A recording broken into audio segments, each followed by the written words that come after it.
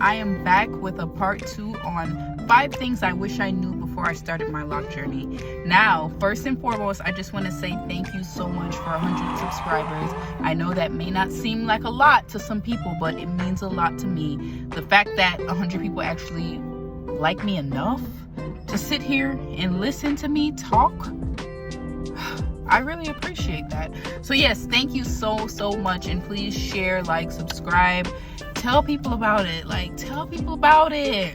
But anyways, we're gonna hop into a part 2 of 5 things I wish I knew before I started my lock journey, to keep, the same format as the last video, the car video, with the good lighting and all of that. So yeah, so before we get started, I just want to say these things are not to discourage anybody from starting locks. It is a beautiful journey and it is way easier to maintain, but like everything else, nothing is a walk in the park, and you're gonna come with some challenges and obstacles within your journey. So by me telling you this, I'm just letting you know so that you won't be surprised when it happens to you. So let's get into it. 5 things I wish I knew before starting my lock journey was how dry my hair would be. Now, like I said in the last video, I have 4C hair. But, in my loose natural days, I would add like a cream-based moisturizer, some oil, spray some water beforehand, and my hair would be good to go, for a few days. But now that I have locks, it's like no matter how much water I spray, how much rose water I spray, how much, oil I put in there, I try not to put like leave-in conditioners and moisturizers, like cream-based moisturizers in my hair like that because of buildup. But it just seems like my hair is very dry. It sucks up the water, and the next day I have to do it again. So yes, that is something that I really wish I knew beforehand so that I could come up with ways, to deal with it. Now, what I think I found, I found a way to help that, which was basically just putting rose water and oil mixed in together into a spray bottle. When I take a shower, the hot water steams out my hair, opens up the cuticles, and I just spray it, and it's still dry, but it does help a little bit. So yes, your hair is going to be a lot drier than it was before. I don't know what it is about locks that causes your hair to just be dry, but that is definitely something I'm struggling with. And if you have some tips or you're going through the same thing, just drop it in the comments, because boy, my hair be starting fires out here, man. It's not cool. Second thing I wish I knew before starting my lock journey was how much lint your hair is going to collect. Whether you see it or you don't, your hair is going to collect some lint at some point. Now, if you wash your hair pretty often, if you, brush it sometimes, I don't really brush it like that, but I know some people like to brush the lint out, or, you sleep with something on your head, it will decrease the amount of lint that you have.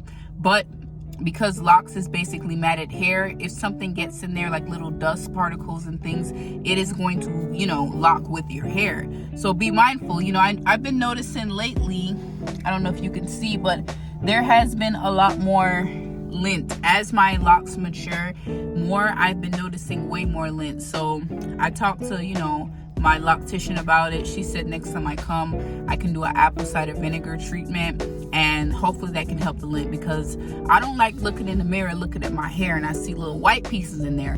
That ain't it. But that is something that you should be mindful of, because yes, you can limit how much lint you get, but it is inevitable. You are going to get lint at some point if you have locks. So that is something I really wish I knew. Add on to that, your hair picks up way more dirt and dust than ever before. If I shake my hair, I guarantee you I'm gonna see little things flying around. And it's not because I'm not maintaining my hair, I don't wash my hair, I don't tie it down at night. It's just that dust and dirt and lint and all of that, it is attracted to locks. I don't know, they just can't seem to leave the locks alone. It's an unhealthy attachment. So yeah, so just realize that your hair is picking up stuff, so be mindful of where you have your hair exposed. I know if I'm going somewhere that there's dust or construction and stuff going on, I'm gonna try to keep my hair covered. I make sure that my hair is always covered at night. No just laying on the floor or on the carpet, with your hair hanging like Rapunzel, because baby, when you get up, it's gonna be lint everywhere.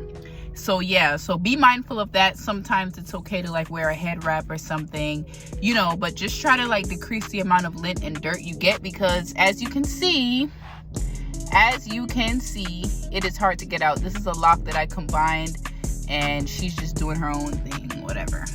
I wish I knew before starting Locs. Now this is actually more on the positive side.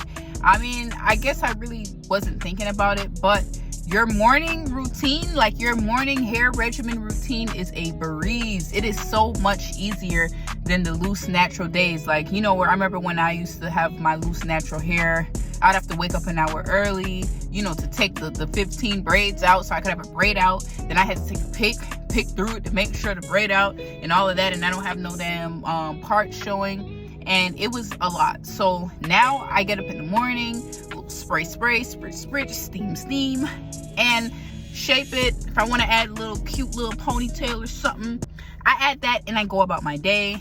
I don't have to think about it again.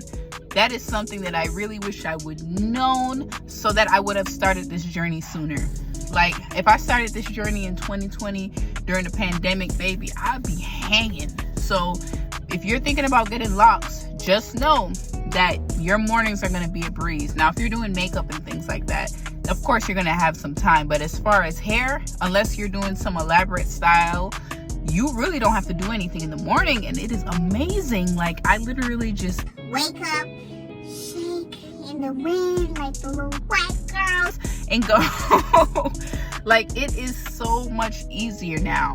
Like, I love it. I love it here. I love it here. Your morning routines is going to be so much better. You're going to get so much more sleep. You're not going to have to worry about getting a headache. You're not going to have to worry about your twist out shrinking in this July humidity. You are going to get up and go. You're going to get up and go, and it's so much better. So yeah, that's a more positive note of things that, you know, I wish I knew before going natural.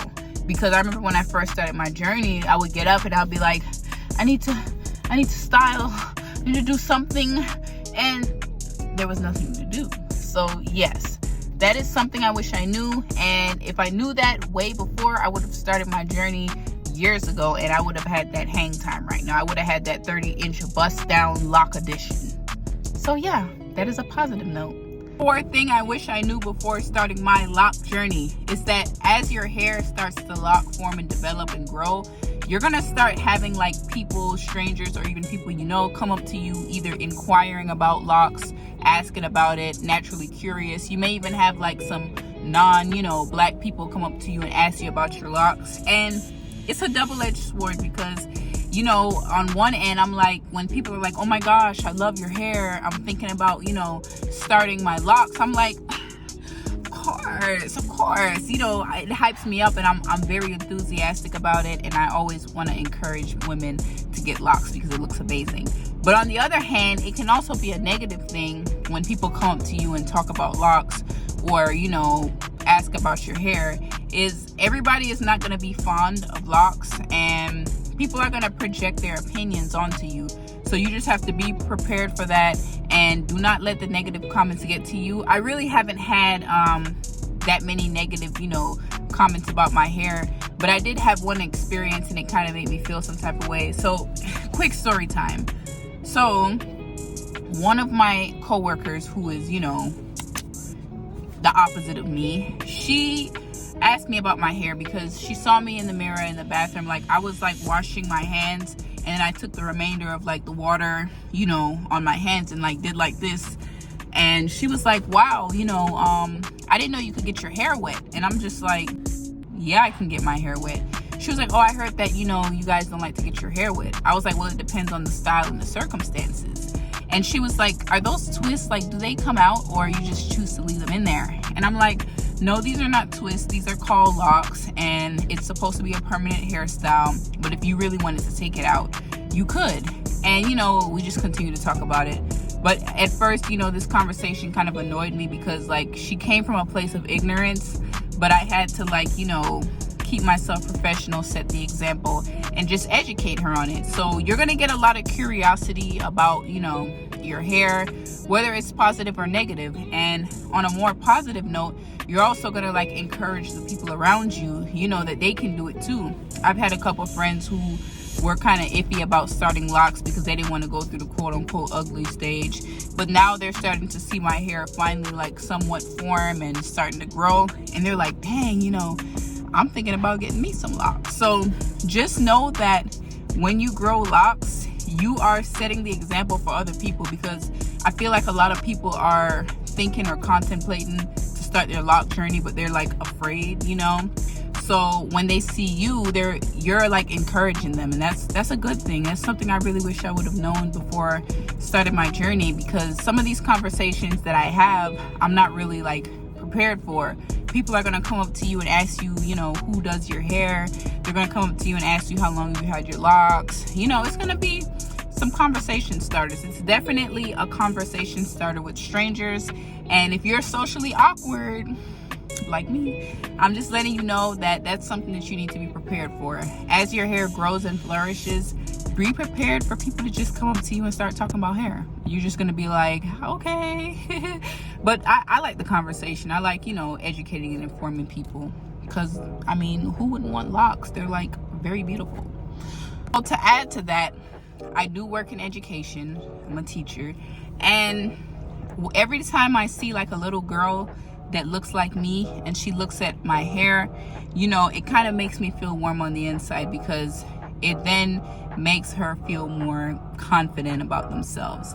And I love that I'm being like a representation of what they can be when they grow up, and even better. So just know that you're not only influencing those around you, but you might also be influencing like children, because when I was a child, I mean, my mom had locks, so I always had that example, but most of like the adult women that I saw, you know, they had like straight hair and stuff like that. That's why I wanted straight hair. So now that there's a lot more women wearing afros, braids, you know, more natural hairstyles, just know that you're influencing like the generation, you know, under you. So keep that in mind too. So yeah. Number 5, the last thing I wish I knew before starting my lock journey is sometimes you may regret or change your mind about your lock sizing. Now I don't plan on cutting my locks off or anything like that. But when I started my locks, I wanted micro locks, which is pretty much what I have. Some people may call them small traditionals, but I wanted small locks. But then sometimes I look at them thick, juicy locks and I'm like, man, should I just combine all my locks? And then other days, you know, I might look at some sister locks and be like, I really should have did that instead. So it is completely normal to sometimes have regrets about, you know, the sizing of your locks.